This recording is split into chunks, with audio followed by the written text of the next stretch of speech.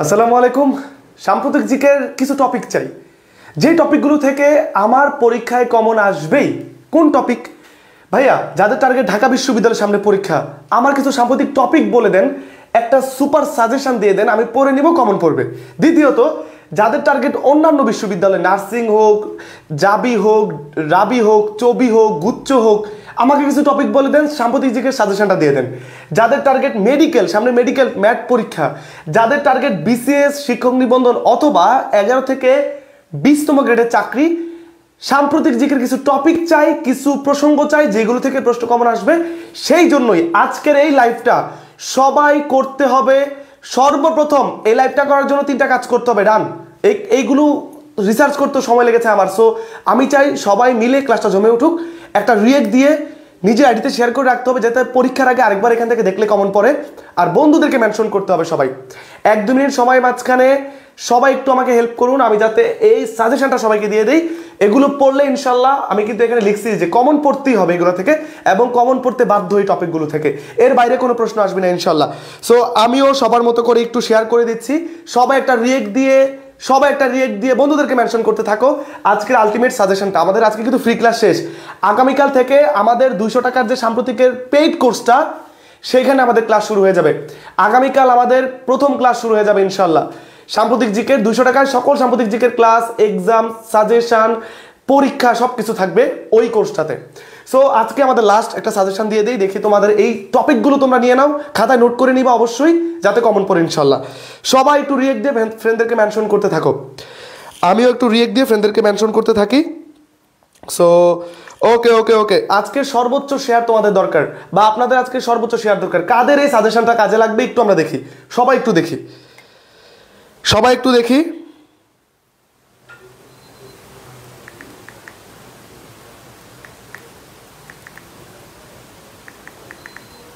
ওকে, recent GK সাজেশনটা কাদের লাগবে আমরা একটু সবাই দেখে ফেলি। ফ্রেন্ডদেরকে মেনশন দিতে হবে, যাদের এই ক্লাসটা দরকার, ফ্রেন্ড আছে যারা, তাদেরকে মেনশন দিতে হবে রিয়েক্ট দিয়ে। কাইন্ডলি রিয়েক্ট দিয়ে সবাইকে মেনশনটা দিয়ে দিতে হবে। Okay fine.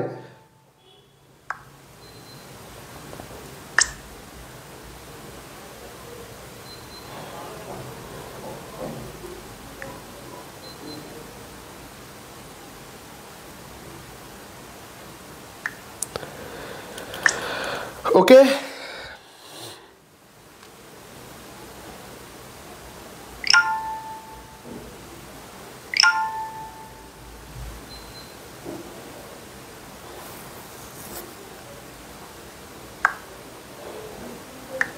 ফাইন, আমিও গ্রুপে শেয়ার করে দিলাম। সো আমরা এখন পুরো সাজেশনটা বিশ্লেষণ করব, যে কোন টপিকগুলো থেকে এই বছর ইনশাআল্লাহ প্রশ্ন আসবে। আমি টপিক দিয়ে দেই, তোমরা শুধু এগুলো পড়ে নিবা, বাসায় বসে একটু ভালো করে দেখবো। ওই টপিকের ভিতরে কোন টপিকগুলো আসতে পারে সেটাও আমি বলে দেবো ইনশাআল্লাহ।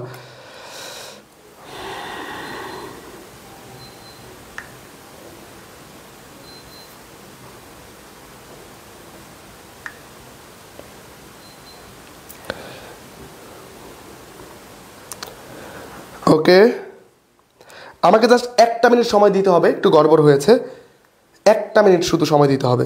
সবাই একটু যুক্ত হোক, আজকে আলটিমেট সাজেশনটা আমি দিয়ে দিই।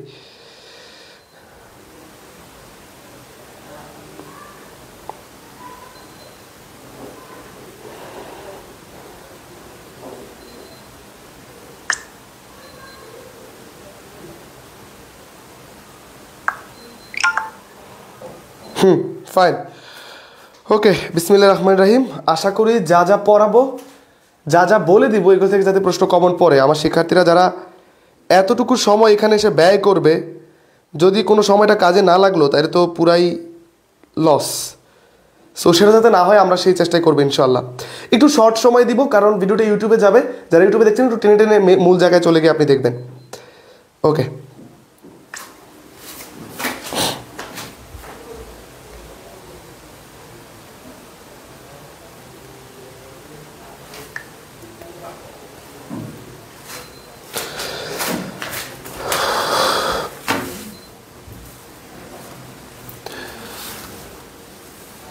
ওকে, তাহলে সবাই যুক্ত হয়ে গেছে আশা করি।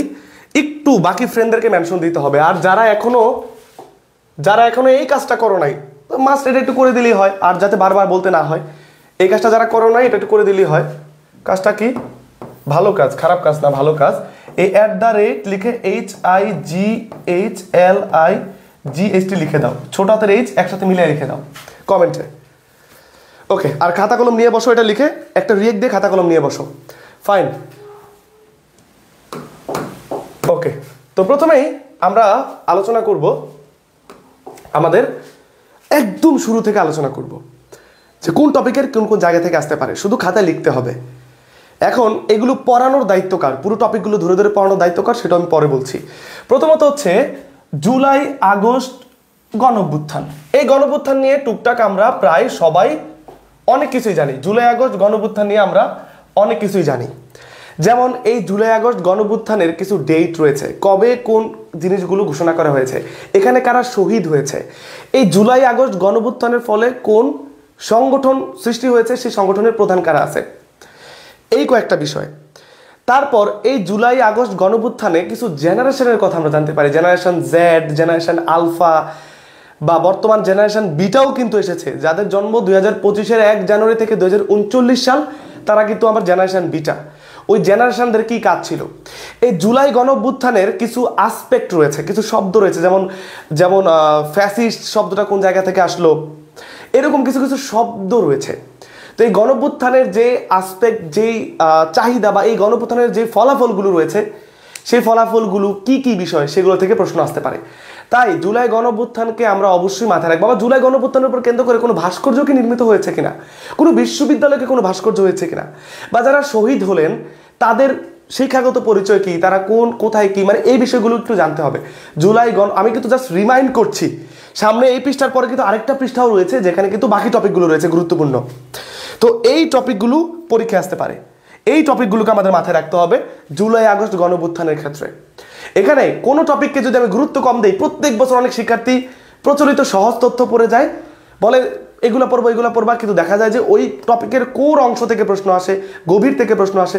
তাই আমি বলবো বিশ্লেষণ করে সকল টপিক পড়ে যাও। দ্বিতীয়ত হচ্ছে অন্তর্বর্তীকালীন সরকার। অন্তর্বর্তীকালীন সরকার, এই ঘটনাটা যে হর হামেশা ঘটে না আমরা জানি, এটা রেয়ার ঘটনা, পুরো বাংলাদেশ চালাচ্ছে। তাহলে গুরুত্বপূর্ণ পদে কারা আছে অন্তর্বর্তীকালীন সরকারের? অন্তর্বর্তীকালীন সরকারের অর্জন কি কি? আমি আবারও বলবো, অর্জন, সবাই তার অর্জনকে নিয়ে গর্জন করে।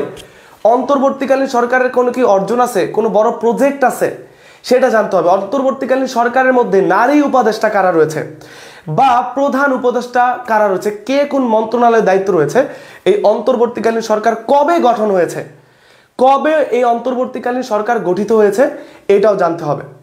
ঠিক আছে, আবার যারা বেশি গুরুত্বপূর্ণ মন্ত্রণালয়ের দায়িত্ব আছে তাদের সম্পর্কে জানতে হবে। তারপর হচ্ছে ডক্টর মোহাম্মদ ইউনূস। এখান থেকে 100% প্রশ্ন তোমরা পাবা, কারণ উনি যে শুধুই একজন রাষ্ট্রপ্রধান তা কিন্তু নয়।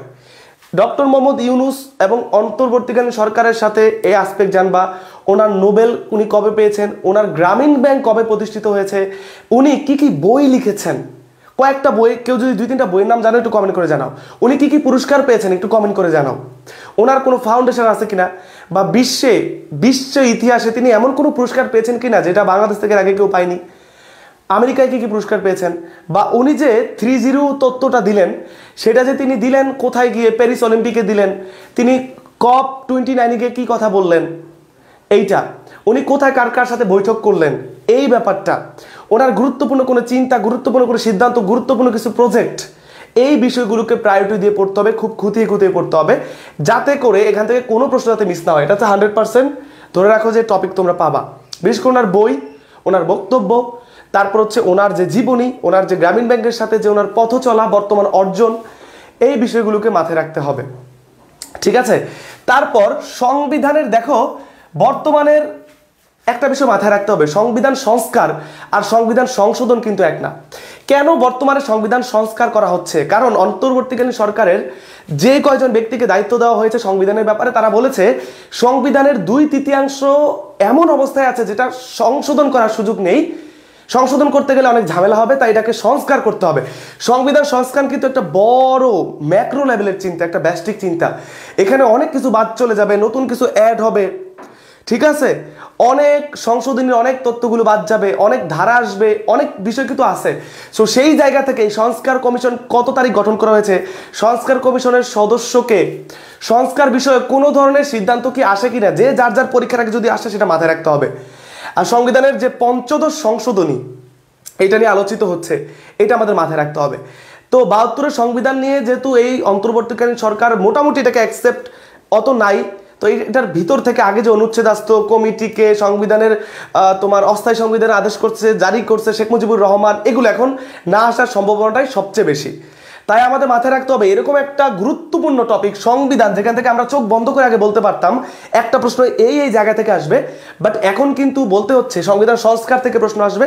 আর সংবিধানের যেই সংশোধনীগুলো আওয়ামী লীগ সরকারের আমলে হয় নাই, এর বাদে অন্য সংশোধনীগুলোকে একটু দেখতে হবে, তোমাদের অন্য সংশোধনীগুলো দেখতে হবে। সো সবাই মাথায় রাখো, অন্য সংশোধনীগুলোকে একটু দেখতে হবে। যারাই দেখছো একটা রিয়েক্ট দিয়ে নিজের আইডিতে রাখো। তারপর হচ্ছে আগস্টের যে আকস্মিক বন্যা হলো ত্রিপুরা, ফেনী, ওই অঞ্চলটা জুড়ে যে বন্যা হলো ভারতের বিভিন্ন কারণে, তো ওই বন্যার যে ফলাফল, ওই আশেপাশের যে বাঁধ রয়েছে, আশেপাশে ভারতের কোন রাজ্য রয়েছে, বা এই বন্যার সাথে জড়িত কিছু বাঁধ, আমাদের দেশের দুর্ভোগের সাথে জড়িত কিছু ব্যারেজ বা বাঁধ রয়েছে, তিস্তা ব্যারেজ, ফারাক্কা বাঁধ, এই বাঁধগুলো নিয়ে তোমাদের প্রশ্ন আসতে পারে। এই বাঁধগুলো যেহেতু ভারতের সাথে কিন্তু সম্পর্কটা আমাদের মোটামুটি অনেকটা আলোচনার মধ্যে, অনেকটা চরম অবস্থা রয়েছে, সেই জায়গা থেকে এই বাঁধগুলো কিন্তু একটা গুরুত্বপূর্ণ ব্যাপার। তো মাথায় রাখতে হবে যে বাঁধ বিভিন্ন রয়েছে সেগুলো মাথায় রাখতে হবে। এরপর গুম বিরোধী আন্তর্জাতিক সনদ, বাংলাদেশে গত 15 বছর সরকারি তথ্য মতে অনেকে গুম হয়েছেন, অনেকে হত্যার শিকার হয়েছে। সো এই গুম বিরোধী সনদ বা গুম বিরোধী যেই সংগঠন রয়েছে সেটাতে আমরা কবে যুক্ত হলাম, গুম বিরোধী সনদটা কি, আমরা কবে সাইন করলাম, কে সাইন করলো, ইত্যাদি বিষয়গুলো জানতে হবে। তারপর বর্তমানে গুরুত্বপূর্ণ পদে যারা আছেন, খুবই খুবই খুবই গুরুত্বপূর্ণ এই টপিকটা, সেটা হতে পারে রাষ্ট্রের বিভিন্ন ক্ষমতায়, সেটা হতে পারে বিভিন্ন ধরনের সংগঠন রয়েছে, সাংস্কৃতিক কালচারাল সংগঠন রয়েছে।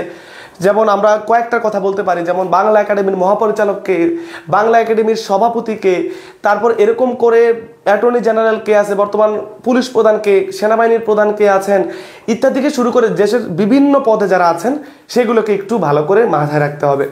তারপর রয়েছে মাউন্ট এভারেস্ট বিজয় যে হয়েছে, আমরা জানি 6ষ্ঠ মাউন্ট এভারেস্ট বিজয় যিনি হয়েছেন তার সম্পর্কে গত ক্লাসে আমরা আলোচনা করেছি। সো এই ওনার তোমরা কি ভাবো জানো, সাম্প্রতিক টপিক আসবে, যেটা সাম্প্রতিকে আসবে। আরে ভাই, আমাদের মাথায় রাখতে হবে যে আমি যা পড়ছি তা আসবে না, কি আসতে পারে। ধরো মাউন্ট এভারেস্ট আমরা জয় করলাম 13 সালের পরে এসে, 24 সালে এসে আবার মাউন্ট এভারেস্ট জয় করলো আমাদের একজন ব্যক্তি।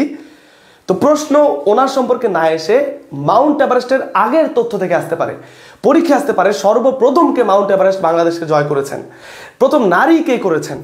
পরীক্ষা আসতে পারে আসতে পারে যে কে মাউন্ট এভারেস্ট জয় করে ফিরার পথে মৃত্যুবরণ করেছেন, মারা গিয়েছেন, সজল খালেদের কথা আমরা জানি। প্রথম কে করেছেন মাউন্ট এভারেস্ট বাংলাদেশের, প্রথম কে জয় করেছেন নারী হিসেবে, বলো নারী হিসাবে কে, বাংলাদেশের নারী হিসাবে কে বলো। এই যে অনেকগুলো বইয়ের কথা তোমরা লিখেছো, প্রথম নারী হিসাবে কে জয় করেছেন, কেউ বলতে পারবা মাউন্ট এভারেস্ট প্রথম নারী হিসাবে কে এভারেস্ট জয় করেছেন, প্রথম নারী হিসেবে কে এভারেস্ট জয় করেছেন, প্রথম নারী হিসেবে কে এভারেস্ট জয় করেছেন, তোমরা একটু কমেন্ট করে জানাও। তারপরে হচ্ছে এই টাইপের প্রশ্ন আসতে পারে। তাই সাম্প্রতিক কোনো টপিক দেখে ভেবো না শুধু সাম্প্রতিক থেকে আসবে। সাম্প্রতিক টপিক দেখার পর তোমার ওই সাম্প্রতিকের আগের যে ঘটনা, ওই সাম্প্রতিকের আগের যে ঘটনা একটা বিষয় রয়েছে সেখান থেকেও প্রশ্ন আসতে পারে। তারপর হচ্ছে ইউনেস্কো ও বাংলাদেশের সম্পর্কটা হচ্ছে অম্লমধুর, তাই না? তো ইউনেস্কো বাংলাদেশের সম্প্রতি কোন বিষয়টাকে স্বীকৃতি দিল, সুলতানাস ড্রিম, সুলতানার স্বপ্ন যে বইটা রয়েছে, বেগম রোকেয়া সাখাওয়াত যিনি 9 ডিসেম্বর জন্মগ্রহণ করেছেন, 9 ডিসেম্বর মৃত্যুবরণ করেছেন। তো এই রোকেয়া সাখাওয়াতের যে বইটা ইউনেস্কো স্বীকৃতি দিল, বা রিক্সাকে যে স্বীকৃতি দেওয়া হয়েছে অধরা সাংস্কৃতিক ঐতিহ্য হিসাবে, বা আমাদের সুন্দরবন, নওগাঁর যে পাহাড়পুর বিহার রয়েছে, এই যে আবার 7 গম্বুজ মসজিদকে যে ইউনেস্কো স্বীকৃতি দিয়েছে। তো ইউনেস্কো বাংলাদেশের যে স্বীকৃতির ব্যাপারগুলো রয়েছে, ইউনেস্কোর একদম পুরো সংগঠন নিয়ে আমরা জানার চেষ্টা করবা তোমরা। তারপর হচ্ছে সাম্প্রতিক স্বাস্থ্য টিকা বিষয়ের তথ্যগুলো কি কি রয়েছে, কোন ভাইরাসের, এমপক্সের কোন টিকা আসলো, প্রথম কোন দেশে এটা পরীক্ষা করা হলো, এই যে বিষয়গুলো বিশেষ করে মেডিকেল অ্যাডমিশন টেস্টে কিন্তু আসে এই টিকা বা স্বাস্থ্য বিষয়ক, যেহেতু মেডিকেল অ্যাডমিশনটা মেডিকেল বিষয়ক, তো সাম্প্রতিক টিকা, বিভিন্ন ধরনের স্বাস্থ্য তথ্য, আবার আইসিডিডিআরবি যেটা হচ্ছে উদরাময়ের জন্য পৃথিবীতে বিখ্যাত, বাংলাদেশের যে ডায়রিয়ার জন্য বিখ্যাত যে সংগঠন, সেটার কিন্তু একজন ব্যক্তি মারা গিয়েছেন, অ্যালেন ক্যাশ, বাংলাদেশের বন্ধু বলা হয়।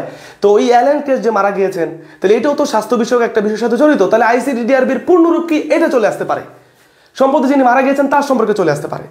এরপরে জিআই পণ্য, এটা তো একদম পুরো হট একটা টপিক, পুরো এই শীতকালে পুরো তোমাকে গরম করে তুলবে হচ্ছে এই জিআই পণ্য, জিওগ্রাফিক্যাল ইন্ডিকেশন পণ্য, যেটা স্বীকৃতি দিয়ে থাকে WIPO, world intellectual property organisation. তো তুমি জানলা সর্বশেষ জিআই পণ্য কোনটা, কিন্তু পরীক্ষায় আসবে নিচের কোনটি জিআই পণ্য না, আমি তোমাদের একটা দেখাই, কেউ কিন্তু তোমাদের এইভাবে পড়ায় নাই যে তোমাদের সবাই কি পড়ায়, এততম জিআই পণ্য কোনটি, প্রথম জিআই পণ্য কোনটি, তারপর সর্বশেষ জিআই পণ্য কোনটি, এগুলা পড়ায়। কিন্তু আমি বারবার আমার পেট বেঁচে বলেছিলাম প্রশ্ন আসতে পারে নিচের কোনটি জিআই পণ্য নয়, এইভাবে আসতে পারে। এবং আমি আমার যে বইটা রয়েছে সেখানে কিন্তু দিয়েছিলাম, তোমরা হয়তো যারা প্র্যাকটিস করে গিয়েছো এইভাবে তারা কিন্তু সেখান থেকে হয়তো ভালো করেছো। তো আমার বই থেকে যারা ওইটা প্র্যাকটিস করে গেছিলা, ঠিক আছে, ওইটা যারা প্র্যাকটিস করে গেছিলা যে এইভাবে প্রশ্ন আসতে পারে, তারা কিন্তু ভালো করেছিলে। যারা প্র্যাকটিসটা করে গেছিলা, যারা করো নাই তারা কিন্তু ধরা খাইছো, হয়তো বুঝে উত্তর করতে পারো নাই। এই দেখো, এই যে আমার এমসিকিউ ইনসাইট বইটা যাদের হাতে এখনো নাই, এই বইটার সম্পর্কে জানতে অবশ্যই নাবিল জিকে পেজে নক করুন। এই বইটাতে আমি আমার বইয়ের যে 28তম মডেল টেস্ট, 28 নম্বর মডেল টেস্টের 3 নম্বর প্রশ্নে দিয়েছিলাম নিচের কোনটি জিআই পণ্য নয়, এই টাইপের প্রশ্ন কিন্তু আসতে পারে বলে আমি কিন্তু এই 40 সেট মডেল টেস্টের মধ্যে 28 নম্বরে দিয়েছিলাম।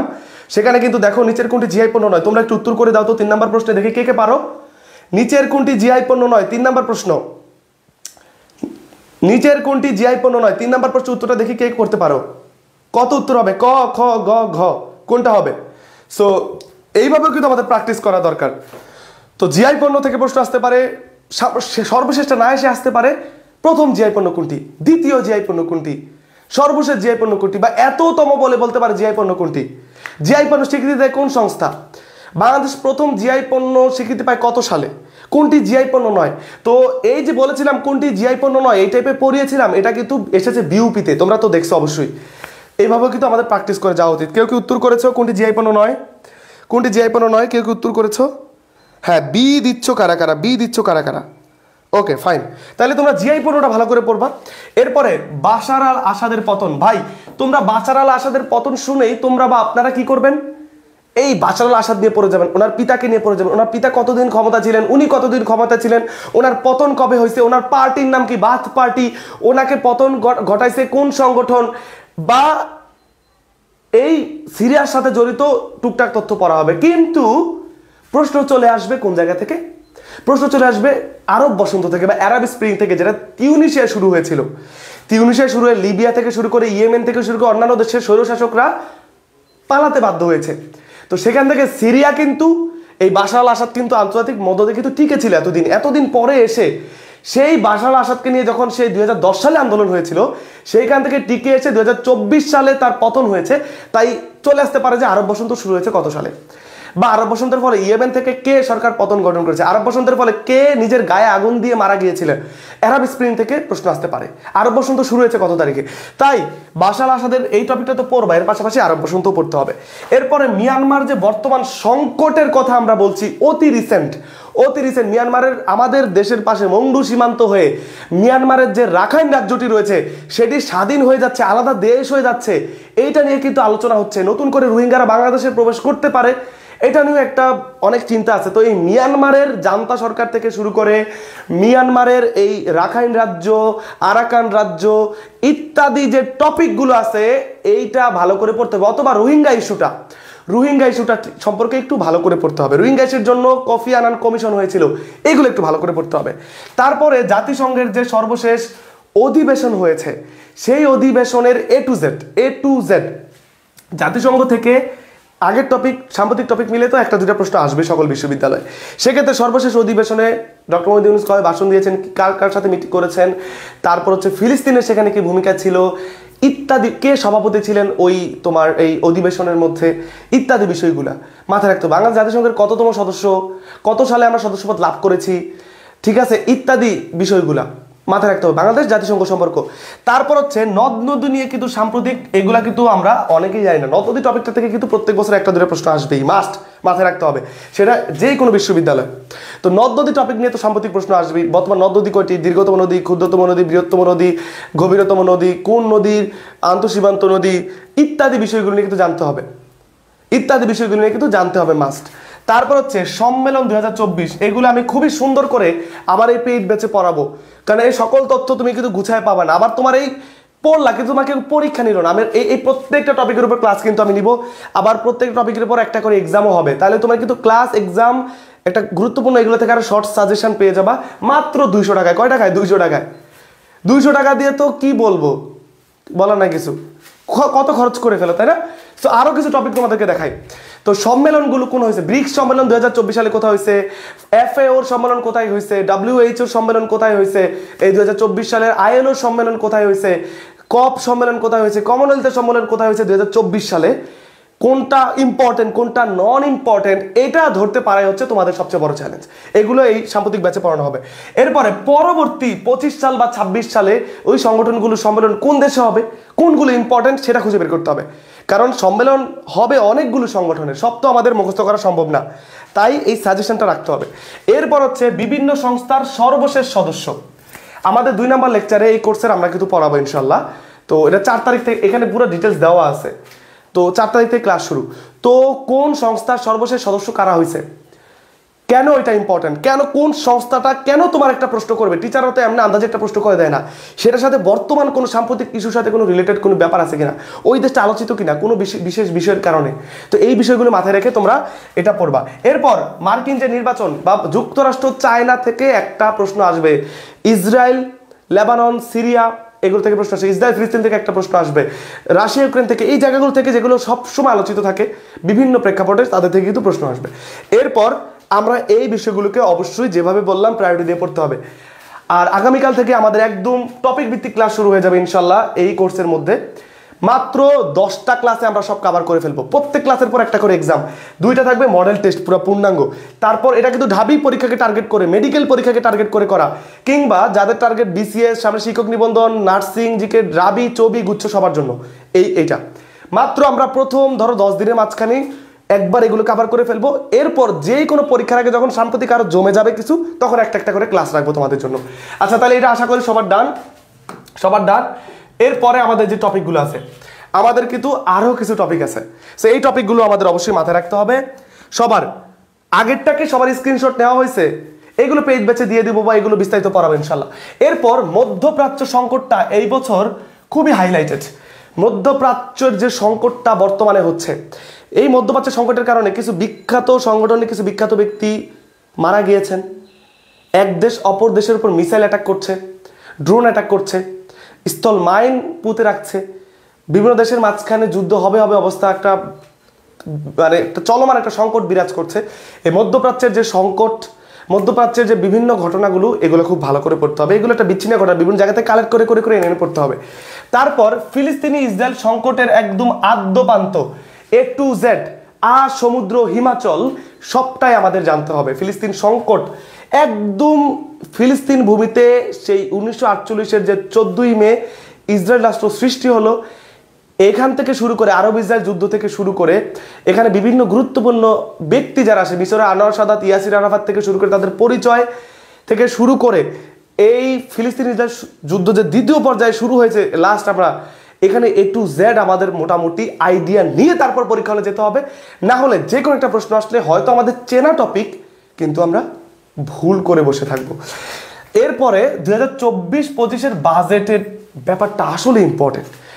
কততম বাজেট, অন্তর্বর্তীকালীন সহ কততম বাজেট, কে ঘোষণা করেছেন, আকার কত, জিডিপির আকার কত, কোন খাতে সবচেয়ে বেশি ঘাটতি বাজেট কত, এখান থেকে শুরু করে আরো কিছু স্পেসিফিক বিষয় রয়েছে যেটা শিক্ষার্থীরা ধরতে পারে না, সব পড়ে যায়। আরে সব পড়লে তো তুমি তো কভার করতে পারবে না, কমন পাও তো দূরের কথা। তাই তোমাকে বুঝতে হবে কোনগুলো আসে আর কোনগুলো আসে না, এই জিনিসটা তোমাদেরকে অবশ্যই আগে চুজই হতে হবে। তো বাজেটের বিষয়গুলো ভালো করে পড়তে হবে। শুধু এই বাজেট কেন, বাজেটের পরে আগের ইতিহাস, সবচেয়ে বেশি বাজেটকে পেশ করেছেন, প্রথম বাজেটকে পেশ করেছেন, ইত্যাদি বিষয় জানতে হবে। এরপরে অর্থনৈতিক সমীক্ষা 2024, আমি মনে করি এখান থেকে তো প্রশ্ন আসা পুরো মাস্ট। অর্থনৈতিক সমীক্ষাটা কি, বাংলাদেশের বাণিজ্যিক অবস্থা, বিভিন্ন অর্থনৈতিক সমীক্ষাগুলো রয়েছে, একটা ছোট ছোট ছোট ছোট ছোট অর্থনৈতিক সমীক্ষাগুলো রয়েছে। তো মাথায় রাখবা সবসময় যেই টপিকটা থেকে প্রশ্ন আসে, অর্থনৈতিক সমীক্ষা, আন্তর্জাতিক অর্থনৈতিক সমীক্ষা, বাংলাদেশের সাথে কোন দেশের বাণিজ্য হয়েছে, কি হচ্ছে, কোন দেশের সাথে কি কি চুক্তি হচ্ছে, ইত্যাদি বিষয়গুলো। এরপরে COP29 থেকে প্রশ্ন আসবে, বা কপের পরবর্তী সম্মেলনগুলো কোথায় হবে, 29-এ কি কি ঘটলো, এটা কিন্তু আমার গত ক্লাসে আমি সুন্দর করে করেছি, যারা পেইড ব্যাচে ভর্তি হবে তাদেরকে সুন্দর করে বুঝিয়ে দিব। তো কপের A to Z পড়বা, A to Z পড়বা, জলবায়ু এই সম্মেলন নিয়ে A to Z পড়বা। তারপর সাম্প্রতিক যে ঘূর্ণিঝড়গুলো হয়েছে, যে দুর্যোগগুলো হচ্ছে, A to Z এগুলো থেকে পড়তে হবে। তারপর জরিপ ও সূচক, এটা তো মাস্ট একটা টপিক। জরিপ সূচক দুটা ভিন্ন ব্যাপার। জরিপ মানে কোন জরিপে, যেমন অর্থনৈতিক কৃষি জরিপ হতে পারে, কোন পণ্য কোন দেশে সবচেয়ে বেশি হয়, কোন পণ্য বাংলাদেশের কোন অঞ্চলে বেশি হয়। তারপর জরিপের ক্ষেত্রে আরো অনেক বিষয় রয়েছে। আর সূচকের ক্ষেত্রে গণমাধ্যম সূচক, তারপর হচ্ছে তোমার সুখী সূচক, শান্তি সূচক, গভর্নেন্স সূচক থেকে শুরু করে কোন দেশ শীর্ষে, বাংলাদেশের অবস্থান কত, কোনটা সর্বনিম্নে আছে, ইত্যাদি বিষয়গুলো মাথায় নিয়ে জানতে হবে। এগুলো বিভিন্ন জায়গায় ভুলও দেওয়া আছে, বিভিন্ন জায়গায় ব্যাকডেটেড তথ্য দেওয়া আছে, তোমাদের আপডেটেড তথ্য জানতে হবে, এটা মাথায় রাখতে হবে। এরপর ষষ্ঠ যে আদমশুমারি হয়েছে বা গৃহগণনা হয়েছে, বা সর্বশেষ যে কৃষি শুমারি হয়েছে 2019 সালে, A to Z জানতে হবে, A to Z জানতে হবে। এটার বাইরে এসে বর্তমানে জনসংখ্যা কত, জনসংখ্যা বৃদ্ধির হার কত, প্রত্যেক কিলোমিটারের জনসংখ্যার ঘনত্ব কত, A to Z জানতে হবে। এরপরে সাম্প্রতিক বিজ্ঞান তথ্য প্রযুক্তি, একটা প্রশ্ন আসা মাস্ট, একটা প্রশ্ন আসা মাস্ট, একটা প্রশ্ন আসা মাস্ট। সাম্প্রতিক বিজ্ঞান কি কি আবিষ্কার হচ্ছে, কি কি বিষয়, কোন দেশ কি আবিষ্কার করছে। এর পাশাপাশি তথ্য প্রযুক্তি, তথ্য প্রযুক্তি তো মাস্ট, একদম মাস্ট মাস্ট একটা টপিক। এটার অনেক আসপেক্ট রয়েছে। এটা শুরু হয়েছে ধরো আরো গত 1-1.5 বছর ধরে শুরু করে যে তথ্যগুলো কালেক্ট হয়েছে সেগুলো একসাথে পড়তে হবে। তথ্য প্রযুক্তির সামনে কি আবিষ্কার হচ্ছে, মহাকাশে কারা যাচ্ছে, কারা চাঁদে রকেট পাঠাচ্ছে, ইত্যাদি অনেক বিষয় আছে, কিন্তু অনেক বিষয়, এগুলো পড়ে ফেলবা। তারপর পড়ে ফেলবা, মনে করো এটা তো মাস্ট, এটা তো 100% প্রশ্ন আসবে। সাম্প্রতিক পুরস্কারের মধ্যে প্রথমে আমরা নোবেল পুরস্কার, কান পুরস্কার, অস্কার পুরস্কার, তারপর হচ্ছে তোমার ম্যাগাসেসি পুরস্কার, তারপর বুকার 2টা পুরস্কার আছে। এগুলা কে পেয়েছে, কোন কৃতিত্বের জন্য পেয়েছে, প্রথম কারা পেয়েছিল, A to Z। এই টপিকটাকে আমি আমার এখানে খুব সুন্দর করে পড়াবো, এটা আমার খুব ভালো লাগে পড়াতে। তো তোমরা অলরেডি পড়েছো, কিন্তু পড়ার পর যখন সলভ করতে যাও দেখো মনে থাকে না অনেক সময়। সেই জায়গা থেকে শুরু করে আমি বলবো, যখন পড়বা একটু দাগিয়ে দাগিয়ে পড়বা, ভালো করে পড়বা, একবার রিভিশন দিবা। আমিও দেখতাম যে আমার পরীক্ষার সময় অনেক সময় অনেক কিছু মানে পারি না লাগতো, কারণ ওই টপিকটা আমি দেখে আসছি ঠিকই, কিন্তু ভালো করে পড়ে যায়নি, মাথায় রাখতে হবে। সাম্প্রতিক খেলাধুলা মাস্ট টপিক, প্রশ্ন আসবে, সাম্প্রতিক খেলাধুলা থেকে প্রশ্ন আসবে। ক্রিকেট হোক, ফুটবল হোক, হকি হোক, যাই হোক, নারীদের ক্রিকেট, ছেলেদের ক্রিকেট, BPL হোক, এবং খেলাধুলার পরবর্তী আসরগুলো কোনটা কোন দেশে হবে এটা জানতে হবে, কোন মহাদেশে হবে জানতে হবে। খেলায় বাংলাদেশের কি অর্জন, ভাই আমরা কি কি অর্জন করলাম, নারী ফুটবল দল কি কি অর্জন করলো, BPL এর বিভিন্ন মাস্কট থেকে শুরু করে BPL এর দল, চ্যাম্পিয়ন দল, সর্বপ্রথম ম্যাচ কার মাঝখানে হয়েছে, কোন ভেন্যুতে হয়েছে, A to Z, এই বিষয়গুলোকে মাথায় রাখতে হবে। খেলাধুলা নিয়ে প্রশ্ন আসবে। এরপর আমরা যাদেরকে হারালাম, এটা একটা গুরুত্বপূর্ণ টপিক, সেখান থেকে অনেক ব্যক্তি হতে পারে, অনেক ব্যক্তি। আমি সেই 2023-এর গুরুত্বপূর্ণ ব্যক্তি থেকে শুরু করে 25 এবং সর্বশেষ জিমি কার্টার, যিনি মারা গিয়েছেন, আমেরিকার প্রেসিডেন্ট ছিলেন, দ্য হোয়াইট হাউস ডায়েরি যিনি লিখেছেন, ওনার পর্যন্ত যত মানুষ আছে সব তথ্য আমার কাছে কালেক্ট করা আছে। এর পাশাপাশি আরও কিছু তথ্য আমি কালেক্ট করতেছি। সুতরাং তোমরা যারা এখানে ভর্তি হবা, আশীর্বাদ পুষ্ট হবা, তথ্য কোনো গ্যাপ যাবে না, অপ্রয়োজনীয় তথ্য বাদ দিয়ে প্রত্যেক ক্লাসে গুরুত্বপূর্ণ তথ্যগুলো দাগিয়ে দিব, প্রত্যেক ক্লাসের পর এক্সাম দিব ইনশাল্লাহ। তারপর হচ্ছে মেগা প্রকল্প। দেখো মেগা প্রকল্প এগুলো হাইলাইটেড হতো এই তোমার আওয়ামী লীগ সরকারের আমলে। বর্তমানে এরকম মেগা প্রকল্প, বড় প্রকল্প আসলে হয়েছে এরকম আসলে আমরা বলতে পারি না। তবে আগের যে প্রকল্পগুলো বর্তমানে রানিং আছে, সেই প্রকল্পগুলো যেগুলো বেগমান আছে সেগুলোর অবস্থা তোমরা জানবা। পাশাপাশি বর্তমান সরকারের অর্জনটাও এখানে মাথায় রাখতে হবে। পলিথিন ব্যাগ নিষিদ্ধ হয়েছে, এই কি শেষ? এই নিষিদ্ধের পিছনে কাদের ভূমিকা, কেন নিষিদ্ধ হয়েছে, এর সাথে বাংলাদেশের অর্থনৈতিক যে পাটের সম্পর্ক হয়েছে জানতে হবে। তারপর সাম্প্রতিক বাংলাদেশ ও আন্তর্জাতিক। দেখো সাম্প্রতিক বাংলাদেশ ও আন্তর্জাতিক সম্পর্কে কিছু টুকটাক তথ্য আছে, এগুলো জানতে হবে। এরপরে সাম্প্রতিক কিওয়ার্ড, এখানে কিওয়ার্ড শব্দ যুক্ত আছে, এটার মধ্যে হবে সাম্প্রতিক বাংলাদেশ ও আন্তর্জাতিক কিওয়ার্ড। কিছু ছোট ছোট কিওয়ার্ড আছে, শব্দ আছে, যেটা আমরা অনেকে বিভিন্ন জায়গায় খুঁজে পাই না বা বুঝি না যে এটাতে আসবে কিনা। তো ওই কিওয়ার্ড আমি ছোট্ট একটা লিস্ট দিয়ে দিব, পড়াই দিব কোনটা আসবে গোল করে, ব্যাস এগুলো একবার পড়লে হবে। এরপরে ঢাকা বিশ্ববিদ্যালয় যাদের টার্গেট, বিশেষ করে ঢাবি যাদের টার্গেট, অবশ্যই ঢাবি সম্পর্কে সাম্প্রতিক কী কী হচ্ছে, ঢাবি সাম্প্রতিক তথ্যগুলো মাথায় রাখতে হবে। ঢাবি নিয়ে সাম্প্রতিক কি হয়েছে তুমি কি জানো? অনেক বিষয় আছে, এগুলো একটু মাথায় রাখতে হবে। তারপর কৃষি পরিসংখ্যান মাথায় রাখতে হবে। এলডিসি থেকে সর্বশেষ কোন দেশ বেড়েছে, আমরা এলডিসিতে কি করলাম, সমুদ্র অর্থনীতি থেকে শুরু করে আরও বিষয় রয়েছে। এসডিজি এমডিজি এই টপিকটা সবসময় হাইলাইটেড, এমডিজি টপিকটা দেখতে হবে। আর সাম্প্রতিক কিছু টুকটাক আছে ছোট ছোট ছোট টপিক, যেগুলো এরকম বড় টপিকের আন্ডারে আনতে পারিনি আমি, কারণ ওইগুলা জাস্ট ছোট্ট একটা লাইন, ছোট্ট একটা প্রসঙ্গ, ছোট্ট একটা বিষয়, কিন্তু এখান থেকে একটা প্রশ্ন আসবে আমি ফিল করতে পারতেছি। আমি হয়তো 100% শিওর করে বলতে পারতেছি না, কিন্তু আমার ফিল হয় যে ওই টপিকটা থেকে একটা প্রশ্ন আসতে পারে। তো ওইটা তো এখানে ধরে ধরে আনার কিছু নয়, ওইটা আমি আমার পেড ব্যাচে পড়াবো। সো পেড ব্যাচটা কি ভাই? কিছুই না, কিছুই না। তুমি জাস্ট 200 টাকা খরচ করবা, বিনিময়ে কি পাবা? 4 তারিখ আগামীকাল থেকে ক্লাস শুরু হবে, আগামী 10 দিনের মাঝখানে আমরা হয়তো 10টা ক্লাস নিয়ে, বা 10 দিন বা 8 দিনের মাঝখানে আমরা 10টা সাম্প্রতিকের এই টপিকগুলো বললাম, প্লাস আরও কিছু টপিক রয়েছে, সব তো আর দেখাবো না। সব টপিকের উপর সুন্দর করে ক্লাস হবে, ফেসবুক প্রাইভেট গ্রুপে লাইভ ক্লাস হবে, ক্লাসের পর রেকর্ডেড থাকবে, যে যার ফ্রি সময় দেখতে পারবা, লাইভ না করো রেকর্ডেড করে নিতে পারবা, ওই গ্রুপটাতে যারা যুক্ত হবা টাকা পে করে। সো এটা চাকরির জন্য অবশ্যই, যাদের সামনে বিশেষ টার্গেট শিক্ষক নিবন্ধন বা 11 থেকে 20তম যে কোনো গ্রেড, আগামী 1 বছরে চাকরি পরীক্ষা দিবেন, আগামী 1 বছরে চাকরি পরীক্ষা দিবেন। আমার ইউটিউবে ভিডিও দেখেন, আপনি আরও ধরেন ভিডিওটা দেখতেছেন 1 মাস পরে আমি আপলোড দেওয়ার, 10 দিন পরে, 15 দিন পরে, 5 দিন পরে, 7 দিন পরে, সমস্যা নাই। আপনি জাস্ট ওই আমার কোথায় যোগাযোগ করতে হবে, এই যেখানে স্পষ্ট বলা আছে, সবাইকে আমি স্পষ্ট বলতে চাই, নাবিলস জিকে, আমার ফেসবুক পেজের নাম নাবিলস জিকে, সেখানে নক দিতে হবে। এইটাতে এনরোল করার জন্য আজকেই নক দাও, আজকে রাতের মধ্যে কনফার্ম করে ফেলো, কিংবা কালকে দিনের মধ্যে, রাতে তো ক্লাস আগামীকাল, কালকে দিনের মধ্যে কনফার্ম করে ফেলো।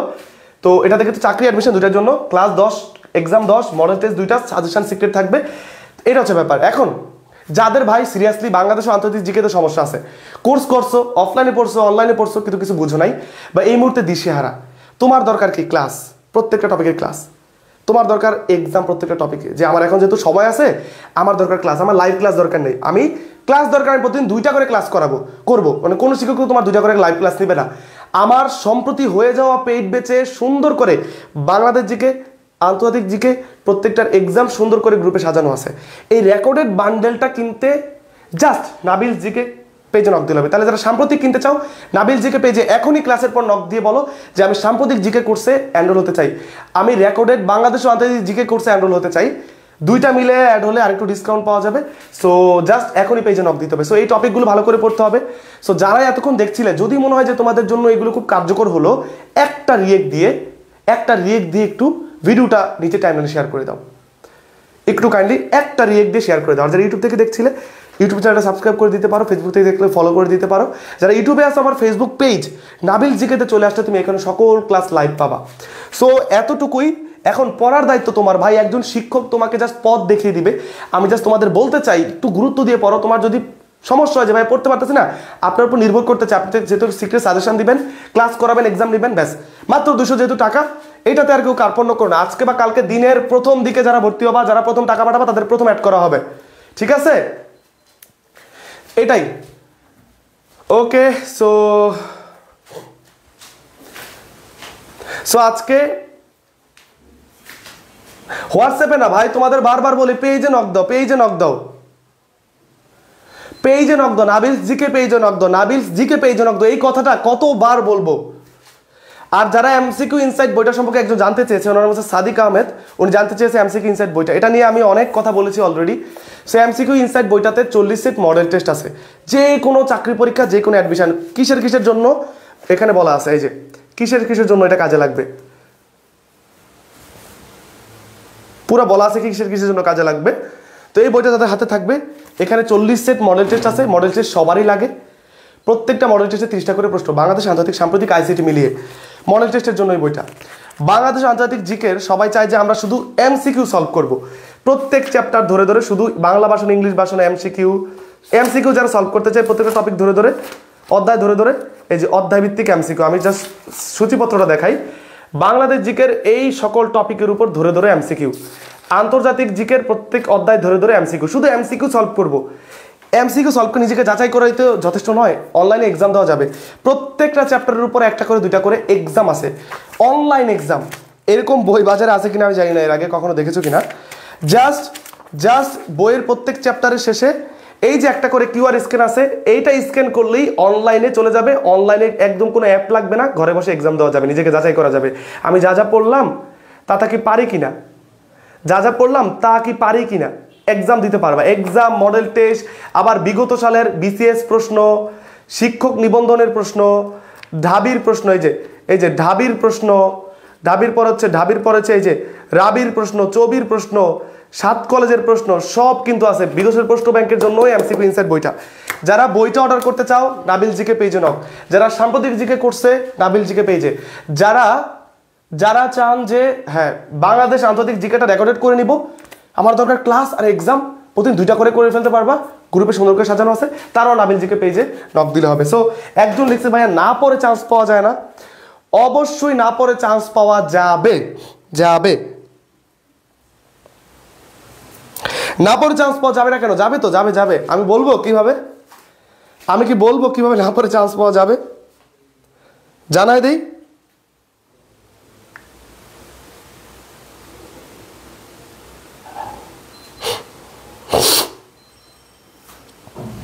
না পড়ে চান্স পাওয়ার উপায়টা বলবো।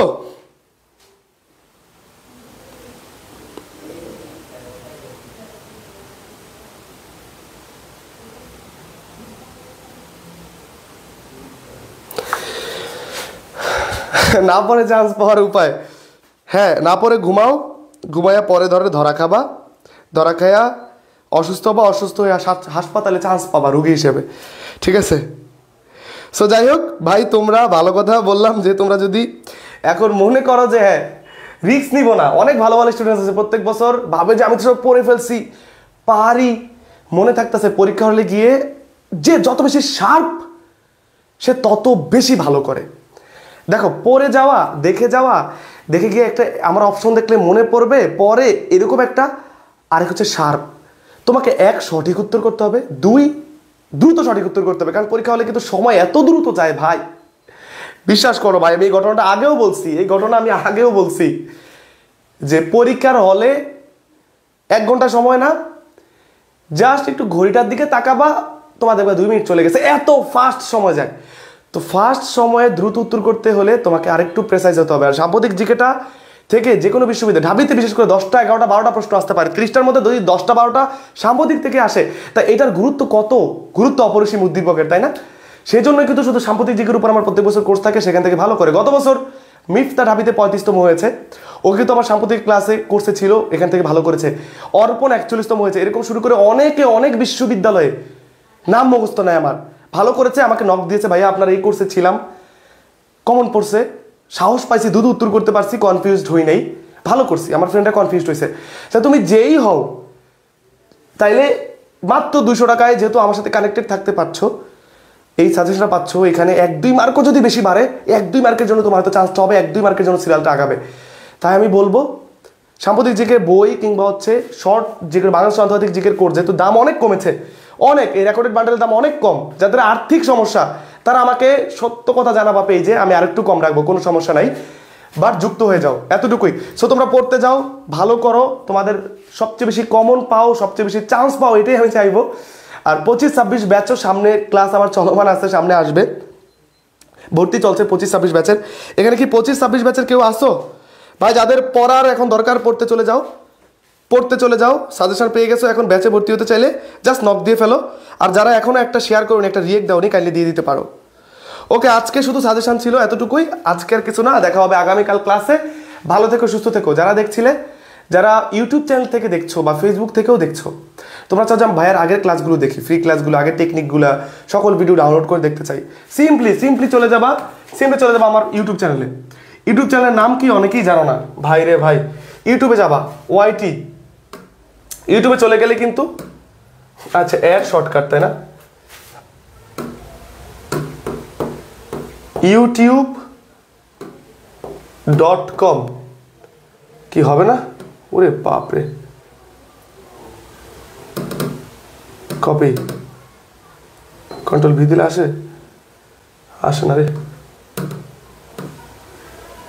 Best youtube.com। ওকে, সো তোমরা ইউটিউবে চলে যাবা, ইউটিউবে যাওয়ার পর কি করবা, এই যে নাবিল হাসান অফিসিয়াল গোপাল বার সার্চ দেওয়া আছে, প্রতিদিন গোপাল বার দেখি তো, কেউ রাগ করো না, গোপাল বার দেখি প্রতিদিন খাওয়ার সময়, ভালো লাগে। সো তোমরা ইউটিউব থেকে যারা দেখছো বা ফেসবুক থেকেও দেখছো, এটা আমার YouTube channel Nabil Hasan official. তুমি জাস্ট ইউটিউবে গিয়ে সার্চ করো, এখান থেকে সকল ভিডিও সুন্দর করে দেওয়া আছে, সকল ভিডিও এখান থেকে ডাউনলোড করে দেখতে পারবা, টেনে টেনে দেখতে পারবা, সকল ক্লাস কিন্তু এখানে সুন্দর করে দেওয়া আছে আমার ইউটিউব চ্যানেলে, আগের পরের অনেক 1 বছর আগের ক্লাসও দেওয়া আছে, টেকনিকগুলো দেওয়া আছে। তো যারা এখনও সাবস্ক্রাইব করো নাই, আমি লাইভে থাকতে থাকতে সাবস্ক্রাইবটা করে দাও, ইউটিউব থেকে দেখলেও হোক ফেসবুক থেকে দেখলেও হোক, সাবস্ক্রাইব করে রাখো Nabil Hasan official YouTube channel, এখনই সাবস্ক্রাইব করে রাখো, পরে ভুলে যাবা।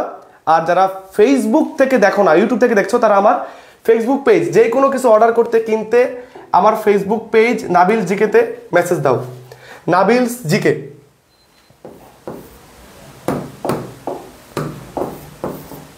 NABIL Nabils, block letter G, block letter K, Nabils GK Facebook পেজে নক দিলেই হবে। ওকে, সো এতটুকুই, গোপালবার দেখবা, বেশি বেশি পড়াশোনা করবা, এতটুকুই। চলে যাচ্ছি, ভালো থেকো, সুস্থ থেকো, আমার জন্য দোয়া করো, ঠিক আছে? আজকে শুধু সাজেশন, ক্লাস হবে পেইড ব্যাচে ভাইয়া, ক্লাস হবে পেইড ব্যাচে, ওইখানে ক্লাসটা হবে। তো তোমরা যারা এখনও বই কিনো নাই বা সাম্প্রতিক কোর্সে অ্যাড হো নাই, এখনই বা কালকে দিনের মধ্যে অ্যাড হয়ে যাও, মিস করো না, আমাকে নাবিল জিকে পেজে নক দিয়ে ফেলো। ওকে, আসসালামু আলাইকুম, টাটা, বাই, তোমাদের জন্য অনেক বেশি দোয়া থাকলো।